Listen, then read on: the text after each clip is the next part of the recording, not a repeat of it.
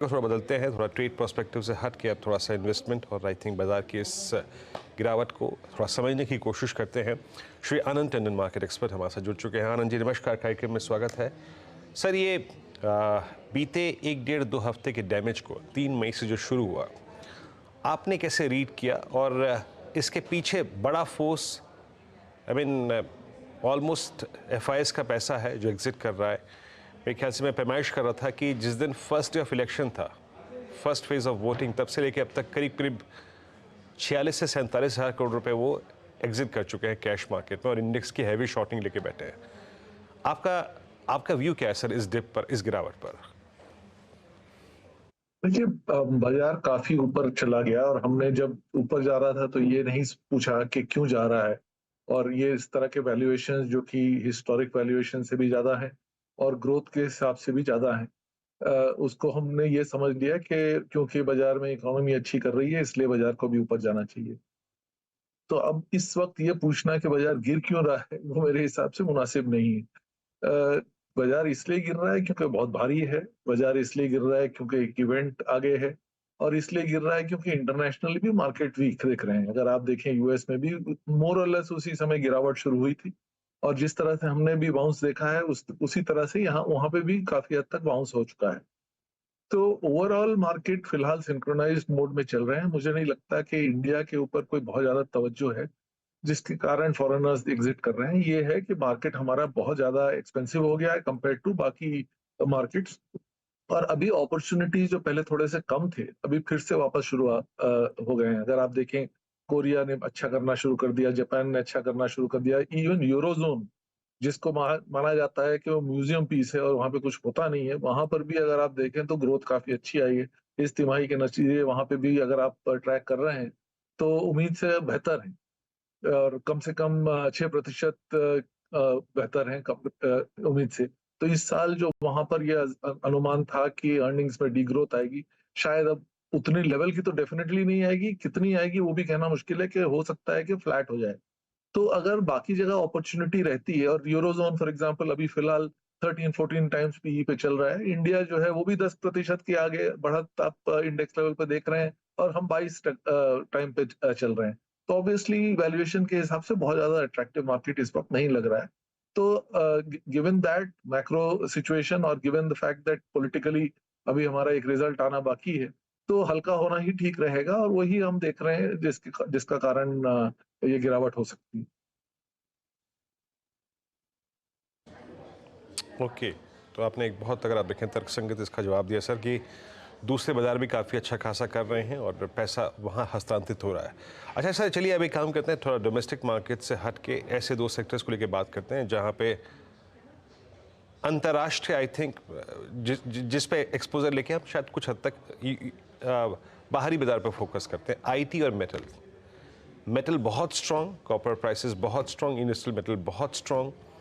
Metals पे आपका take क्या है सर? अगर आप एक सीरियस पैसा बना के बैठे हैं मेटल्स में, अभी मेरे स्क्रीन पे कुछ देर पहले जेएसपीएल ने ऑल टाइम हाई क्रिएट किया, 4 डिजिट में स्टॉक आ गया। क्या यहाँ पे प्रॉफिट्स कैश में कन्वर्ट करने चाहिए थोड़े, या फिर ये तेजी परसिस्ट करेगी अभी? देखिए, मेटल्स में दो चीज है। एक तो इंडिया में आपको कंपनियां खरीदनी पड़ती हैं जिसमें बहुत ज्यादा कंफ्यूजन रहता है। जैसे आपने मेंशन किया कॉपर, यहाँ पर आप हिंदुस्तान कॉपर के अलावा कुछ कर नहीं सकते। हिंदुस्तान कॉपर जो है वो बहुत ज्यादा एफिशिएंट ऑपरेटर नहीं है। तो अगर आपको इंडिया में मेटल्स लेना है तो बेटर रहेगा कमोडिटीज ही लेना चाहिए। इंटरनेशनली बहुत सारी ऐसी कंपनियां हैं जहां पर मेटल्स के वैल्यूएशन के हिसाब से कंपनियां चीप। तो अगर आपको मेटल्स या कोई भी कमोडिटी लेना है तो मेरा मानना है कि इक्विटी के बजाय आपको डायरेक्ट कमोडिटी में निवेश करना चाहिए। जहां तक रहा कमोडिटी का सवाल कि कहाँ तक जा सकता है, ये कहना मुश्किल है कहाँ तक जा सकता है, लेकिन वीक नहीं होगा मेरे हिसाब से, स्पेशली कॉपर जैसी चीजें। आपने आज भी देखा, खबर में थी कि यूएस जो है अब कोशिश कर रहा है कि कुछ कंसोर्शियम बना के कॉपर माइंस दुनिया भर में खरीदें, क्योंकि वो नहीं चाहते हैं कि ये कॉपर जो कि ईवी और इलेक्ट्रिक व्हीकल्स है और बाकी सब जो चेंजेस आ रहे हैं उसके उसमें जो बहुत ज्यादा डिमांड है। एक टिपिकल ईवी में 4 गुना ज्यादा कॉपर लगता है बनस्बत एक रेगुलर गाड़ी में। तो ये वो नहीं चाहते हैं कि चाइना इसके ऊपर एकदम हावी हो जाए और उनको पूरा डिमांड सप्लाई वहीं से आए। तो इस वक्त कंस्ट्रेंट सप्लाई सिचुएशन है कॉपर में, डिमांड काफी अच्छी तगड़ी दिख रही है। मेरे हिसाब से डॉलर भी थोड़ा सा वीक होने की संभावना है, क्योंकि अगर इंटरेस्ट रेट्स वहां पे कम होंगे, और वो होंगे, उनका भी इलेक्शन आ रहा है, तो डॉलर वीक रहेगा, कमोडिटीज अच्छी रहेंगी। तो इस वक्त अगर आपको कमोडिटीज में पैसे नए पैसे डालना है, उतना रिटर्न नहीं मिलेगा, लेकिन मार्केट से बेटर लग रहा है मुझे। अच्छा सर, आनंद सर की जो दूसरा खेमा, अब आईटी को देखिए, आईटी वीक पड़ा हुआ है। हमारा निफ्टी आईटी ऑलमोस्ट इस वक्त एक ऐसी स्थिति है कि 200 डे एक्सपोजर एवरेज के भी करीब 700 पॉइंट नीचे ट्रेड कर रहा है। और उधर यूएस में अगर आप नेस्डैक की प्राइस परफॉर्मेंस को देखें तो एक बहुत बड़ा डिफरेंशियल क्रिएट कर रहा है, हो रखा है इस वक्त। आपका व्यू क्या है सर? और ऑलमोस्ट टीसीएस के अर्निंग्स के बाद अब तक लेकर निफ्टी आईटी में सिवियर डैमेज है। मेरे ख्याल से अधिकतर स्टॉक्स 200 डे के नीचे ही ट्रेड कर रहे हैं। आपका व्यू आईटी पे क्या है इस वक्त? एज एन इंडिपेंडेंट सेक्टर कोई बहुत बढ़िया व्यू नहीं है। मार्केट जो है मंदा है, ग्लोबल डिमांड जो है बहुत ज्यादा नहीं है।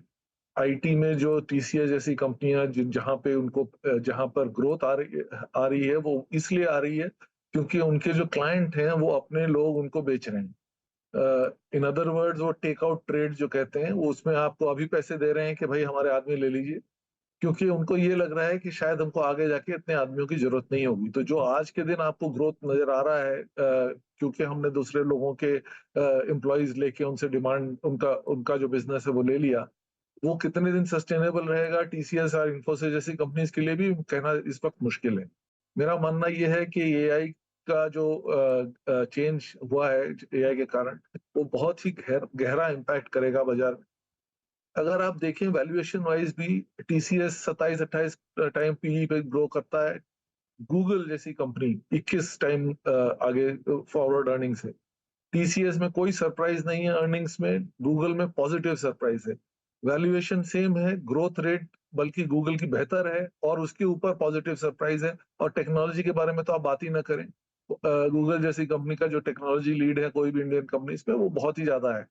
तो इस वक्त इंटरनेशनल मोड में अगर आप देखें तो क्यों कोई टीसीएस या इंफोसिस या एचसीएल टेक में इन्वेस्ट करेगा, मुझे नहीं समझ में आता। उसके बावजूद अगर आप इंडियन मार्केट में ही देखेंगे तो ऑब्वियसली रिलेटिवली ये बेहतर सेक्टर है, सिंपली बिकॉज ये डिफेंसिव है, इसमें डेट नहीं होता, कॉर्पोरेट गवर्नेंस ठीक ठाक है, ग्रोथ अभी भी आपको कुछ हद तक नियर डबल डिजिट मिल जाए शायद कुछ कंपनियों में।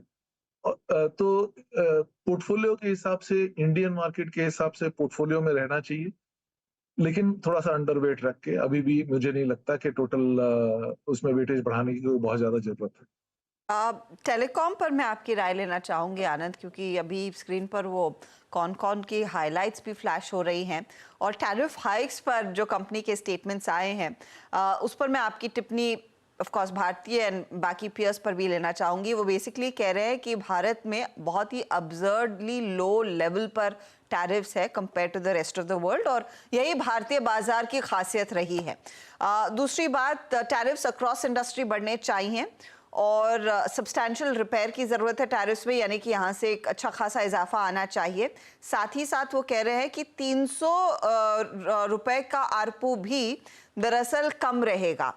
क्या आपको लग रहा है कंपनियों में क्षमता है, स्पेशली भारतीय में क्षमता है 300 एंड बियॉन्ड का आरपू कमाने की? कई सारी रिपोर्ट्स कह रही पोस्ट इलेक्शन टैरिफ हाइक्स आएंगे, कितना रहेगा, ये कैसे प्ले आउट कर सकता है बाकी भारतीय और ऑफ कोर्स बाकी पीयर सेट के लिए? देखिए, टैरिफ हाइक का जस्टिफिकेशन एकदम गलत है ना। ये आप कहेंगे कि हाँ यूएस में इतना है, सिंगापुर में उतना है, आपको ये भी देखना चाहिए कि पर कैपिटा इनकम यूएस में कितनी है और इंडिया में कितनी है। तो ये सब जो कंपैरिजन है, ये सब इसके ऊपर ज्यादा तवज्जो नहीं देना चाहिए। ये वैसे ही होता है जैसे गवर्नमेंट जब टैक्स बढ़ाती है तो कहती है कि हाँ यहाँ पे टैक्स रेट बहुत कम है। रियलिटी इज कि अभी फिलहाल मार्केट में सिर्फ 3 प्लेयर रह गए, और उसमें से एक प्लेयर ऐसा है कि वो बस बेयरली ऑक्सीजन पे चल रहा है। तो आपके पास 2 प्लेयर हैं, 2 प्लेयर का मार्केट शेयर मोर और लेस सब फिक्स हो गया है। जब पहले जियो आया था तो उसको जरूरत थी कि वो बहुत ज्यादा अपना मार्केट शेयर बढ़ाए, और इसलिए उन्होंने बड़े अग्रेसिवली प्राइस किया था। अब उनको भी खटकता है अगर उनके पास आरपू कम रहेगा। तो 2 प्लेयर के मार्केट में डुओपोली है, ऑब्वियसली प्राइस बढ़ाएंगे। ये उसका जस्टिफिकेशन देखने की जरूरत नहीं है। प्राइस बढ़ाएंगे, अर्निंग्स बढ़ेगी और बाकी कंज्यूमर को नुकसान होगा। तो कंज्यूमर ग्रोथ जो है वो आप समझ लें थोड़ा सा कम हो जाएगी और जो आरपू है वो थोड़ा एवरेज बढ़ जाएगा, नंबर ऑफ सब्सक्राइबर्स और द हायर एंड थोड़े से बेहतर हो जाएंगे और लोअर एंड पर थोड़े से कम। ओवरऑल अगर आप देखें तो क्योंकि आपका डायरेक्ट इंक्रीज जो जितना भी आरपू इंक्रीज होता है करीब करीब डायरेक्टली आपका मोर और लेस बॉटम लाइन पे आ जाता है, क्योंकि बीच में उनका कोई खास खर्चा नहीं, जो भी खर्चा है वो अभी भी उतना ही है। तो ऑब्वियसली अर्निंग्स ग्रोथ होने की काफी तगड़ी संभावना है, क्योंकि बिना उसके वैसे भी आइडिया जिंदा नहीं रह सकता और दोनों को भारती और जियो को दोनों को फायदा रहेगा अगर आरपू बढ़ता है।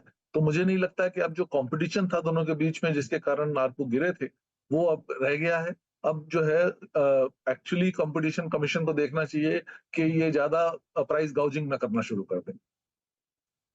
अब साथ ही यहाँ पर दूसरे जो अपॉर्चुनिटीज बाजार ने इनफैक्ट रीसेंट पास में पकड़े थे, जो आप मेटल्स की चर्चा कर रहे थे, वो ईवी अपॉर्चुनिटी की बात हो रही थी, क्या अभी भी वो इक्वली लुक्रेटिव है? क्योंकि टाटा मोटर्स के नंबर्स हमने अब की बारी देखे और टाटा मोटर्स खुद कह रहा है कि पैसेंजर व्हीकल्स की जो सेल्स है वो सब 5% या जो ग्रोथ है वो सब 5% देखने को मिलेगी इस पर्टिकुलर साल में। उसके बाद एक बड़ा शेकआउट देखने को मिला है। ये जो पूरी ईवी की थीम और जो टाटा मोटर्स का आउट परफॉर्मेंस था उसे अब निवेशक कैसे पढ़े, स्पेशली जो ओवर एक्सपोज थे इस सेक्टर इस स्टॉक में? तो दो चीज है इसमें आपने जो पूछा, एक तो ईवी का थीम जो है वो दो तरह से देखना चाहिए। एक तो वो बहुत ज्यादा उसमें तवज्जो दिया जा रहा था, बहुत ज्यादा हाइप थी, वो हाइप कुछ हद तक निकल गई है। अगर आप टेस्ला का दाम देखें आपको दिख जाएगा 1 ट्रिलियन से ज्यादा मार्केट कैप था, आज आधा हो गया उससे। ओवरऑल उनका भी इन्वेंट्री का प्रॉब्लम हो गया है, मार्केट शेयर में चाइना बीवाईडी काफी बढ़ गया है, वेयर टेस्ला हैज फॉलन। तो ओवरऑल ईवी का डिमांड जो है वो थोड़ा सा कम हो गया on a market share basis, but इसका मतलब ये नहीं है कि ईवी की ग्रोथ नहीं है, क्योंकि ऑब्वियसली मार्केट से ज्यादा ग्रोथ होगी, रिप्लेसमेंट डिमांड भी जो है काफी हद तक ईवी पे रहेगी और मार्केट शेयर ईवी का बढ़ता रहेगा कंपेयर टू आइस। जहां तक इंडियन डिमांड का हिसाब है, इंडिया में क्लियरली परचेजिंग पावर नहीं है, लोअर एंड पे स्पेशली बिल्कुल नहीं है। आप कोई भी इंडिकेटर देख लीजिए, जो भी बिक रहा है वो हायर इनकम के रेंज में बिक रहा है। तो एंट्री लेवल गाड़ी जो मारुति बनाती थी उसका कोई डिमांड नहीं है और एसयूवीज की डिमांड जो है वो बढ़ रही है। मार्केट जो है सिर्फ उस तरफ जा रहा है जहां पर सस्टेन्ड इनकम वाले ही खरीद पा रहे हैं, और जो रेगुलर इनकम जिसके पास नहीं है या जो ट्रेडर्स हैं या लोअर एंड इनकम वाले हैं उनके पास पैसे नहीं बच रहे हैं जिससे वो डिस्क्रिशनरी स्पेंड कर पाए। तो ऑटो में Tata motors grossly overpriced है, there is no question about it. बाकी भी क्षेत्र जो है अगर आप देखें बजाज और टू व्हीलर्स में सब ने बहुत काफी बढ़त आ गई है शेयर प्राइस में और मैनेजमेंट ने भी काफी टॉकअप कर दिया प्राइस। लेकिन आज भी जो है वो टू व्हीलर्स का मार्केट टोटल कोविड से पहले के से कम का वॉल्यूम है, या करीब करीब समझिए उतना ही हो गया है। तो 5 साल पहले जितना वॉल्यूम था उतना आज है मार्केट प्राइस उसका आपका तो 3 गुना हो चुका है। ऑब्वियसली वैल्यूएशन से कंप्लीटली स्ट्रेच। ऑटो में मुझे नहीं लगता कि कोई बहुत ज्यादा निवेश में पैसा मिलेगा इस वक्त।